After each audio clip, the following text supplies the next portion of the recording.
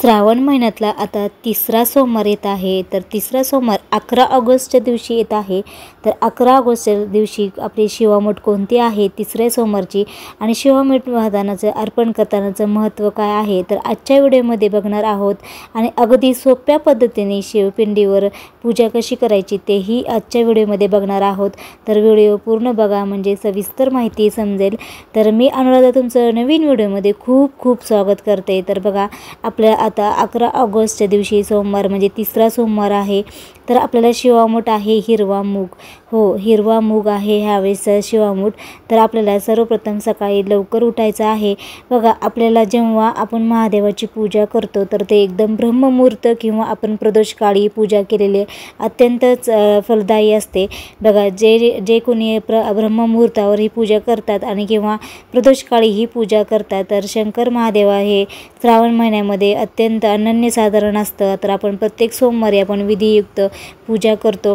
बघा आपल्याला त्या दिवशी सकाळी लवकर जितके शक्य होईल तेवढं लवकर करायचं। आपलं स्नान सगळं करून आपण स्वच्छ वस्त्र धारण करून आपण पूजा करायची आहे। सर्वप्रथम आपल्याला गणपतीची अभिषेक करायचा आहे। गणपतीचा अभिषेक करताना आपल्याला ओम गण गणपते म्हणत आपल्याला अभिषेक करायचा आहे। त्यानंतर आपल्याला शिवपिंड घ्यायचे आहे।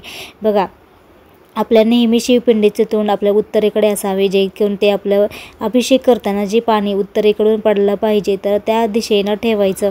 त्यानंतर शुद्ध पाण्याने आणि गंगाजलने बघा शक्यतो तिसऱ्या सोमवारी आपल्याला गंगाजल थोडंसं पाण्यात टाकून आपल्याला आंघोळही करायची आहे। त्यामुळे आपलं खूप ग्रहदोष चांगले होतील। आणि बघा आपल्याला शिवपिंडीवर आपण ह्यावेळेस तिसऱ्या सोमवारी आपल्याला गंगाजलाचाच अभिषेक करायचा आहे। जर शक्य झालं तर गंगाजलनेच करा नक्की, कारण हे खूप पुण्यदायी म्हटलं जातं गंगाजल शुद्ध पाण्याने। त्यानंतर आपल्याला पंचामृत केलं कच्च्या दुधाने अभिषेक करायचा आहे। त्यानंतर आपल्याला विधियुक्त पूजा करायची आहे। जर का आपल्याला पहिल्या दुसऱ्या सोमवारी जर आपल्याला कुठली विधियुक्त पूजा शक्य झाली नाही, तुमच्याकडून काही म्हणजे अडचण आल्या किंवा काही प्रॉब्लेम झाला तर तुम्ही तिसऱ्या सोमवारीही तुम्ही रुद्र अभिषेक नक्कीच करा।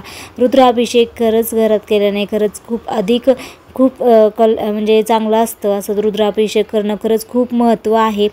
आणि आपल्याला शिवलीलामृताचा 11वा अध्याय बघा 11वा अध्याय नक्कीच पठण करावा, श्रवण करावा। जर तुम्हाला शक्य नाही झालं तर तिसऱ्या सोमवारी तर तुम्ही रुद्राभिषेक नक्कीच करावा। शिवाष्टोत्तरी म्हणावं, शिवस्तुती म्हणावे, शिवचालिसा म्हणावे। जर तुम्हाला म्हटलं तुम्ही शिवचालिसा म्हटलं नाही, शिवाष्टोत्तरी झाली नाही तर शिवाष्टोत्तरी तिसऱ्या सोमवारीही तुम्ही करू शकता। महामृत्युंजयचा मंत्र म्हणा, कारण हा खूप अत्यंत प्रभावी मंत्र आहे। महामृत्युंजय हा 108 वेळेस तरी नक्कीच म्हणायचा आहे। 108 वेळेस ओम नमः शिवायचा जप करायचा आहे। बघा जर तुम्हाला पहिल्या किंवा दुसऱ्या सोमवारी जर तुम्हाला शक्य नाही झालं तर तिसऱ्या सोमवारी तुम्ही नक्कीच हे विधियुक्त पूजा करा। आणि शक्य झालं तर तुम्ही मी याच्या आधी पहिला व्हिडिओ आहे माझा, तर ते पूजा कशी करायची, रुद्र अभिषेक कसा करावा हे बद्दल सांगितलं आहे। तर तो व्हिडिओ बघा आणि रुद्राभिषेक नक्कीच करा। त्या दिवशी शिवस्तुती म्हणा। जर तुम्हाला रुद्र अभिषेक जर नाहीच जमलं तर तुम्ही शिवमहिमा स्तोत्र म्हणत तुम्ही अभिषेक करा। शिवमहिमा स्तोत्र हे मराठीत किंवा संस्कृतमध्ये पण आहे।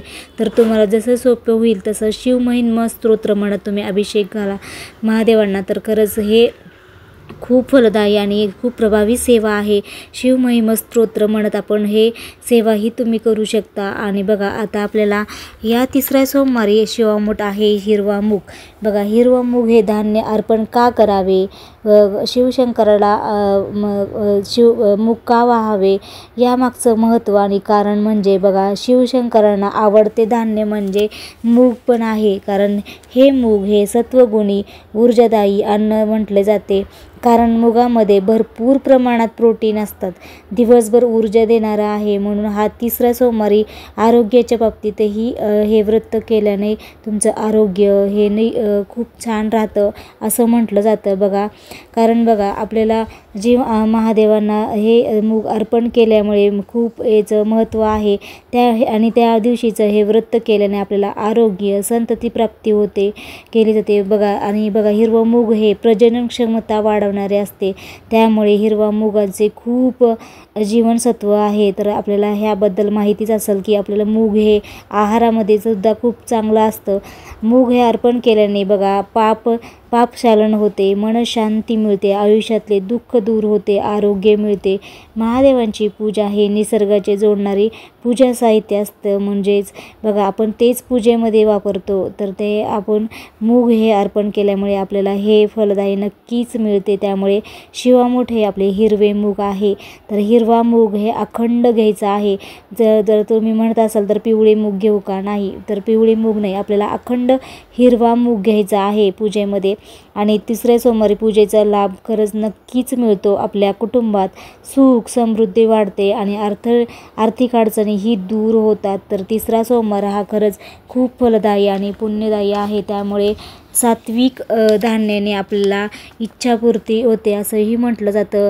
हिरवा मूग वाहणे म्हणजे आपले हे सात्विक धान्य आहे. तर ते आपल्या म्हणजे कडधान्यच असतं ते मूग म्हणजे. त्यामुळे आपण ते अर्पण केल्यामुळे आपल्याला नक्कीच त्याचं फळ प्राप्त होते आणि इच्छापूर्तीही ह्या तिसरा सोमवार. शिवलिंगावर पूजा करताना आपल्याला भस्म लावायचं आहे. बघा, ब्रह्म विष्णू महेश आहे, 3 बोटाने भस्म लावायचं आहे. कापसाची वात म्हणजे दिवा प्रज्वलित करायचे, तुपाचा दिवा प्रज्वलित किंवा तेलाचा प्रज्वलित करावा. त्यानंतर पांढरे वस्त्र अर्पण करावे. नंतर बेलपत्र अर्पण करावे. आपल्याला धोत्र्याचं फळ किंवा धोत्र्याचं फूल अर्पण करावे. त्यानंतर आपल्या रुद्राक्षाची माळ ही आपल्याला अर्पण करायची आहे. अशी विधियुक्त तुम्हाला व्हिडिओ दाखवल्याप्रमाणे हे अशी पूजा करायची आहे. त्यानंतर आपल्याला शिवामूठ व्हायचे आहे. तर शिवामूठ वाहताना आपल्याला 3 वेळेस व्हायचे आहे. शिवामूठ पूर्ण भरून एक उजव्या हातामध्ये मूठ भरून आपल्याला वरच्या हाताने अंगठा करून आपल्याला ती शिवमूठ सोडायची आहे. त्यात थोडंसं पाणी घ्यायचं आहे. मग ती शिवमूठ ओली करून घ्यायचं आहे. म्हणजे कोणतंही धान्य असू द्या त्यामध्ये आपल्याला पाण्याने ओली करायची आणि ते धान्य आपल्याला शिवमूठ व्हायचे आहे. शिवमूठ म्हणताना आपल्याला मंत्र म्हणायचा आहे, शिवा शिवा महादेवा माझी मूठ ईश्वरा देवा, सासू सासरे दीर नंदा जावा भ्रतरा नावडतीची आवडती कर रे देवा. असं म्हणत आपल्याला 3 वेळेस हे शिवमूठ वाहताना आपल्याला म्हणायचं आहे. आणि ही शिवमूठ म्हणताना आपण पूजा करायची आहे, आरती करायची आहे, नैवेद्य दाखवायचा आहे. तर आपण त्या दिवशी व्रत केलं असेल तर त्या दिवशी आपल्याला फळाहार घ्यायचा आहे दिवसभर. त्यानंतर रात्री पूजा आरती झाल्यानंतर तुम्ही सात्विक आहार घेऊ शकता किंवा आपण दिवसभरही उपवास कोणी करतं तर तेही तुम्ही उपवास करावा.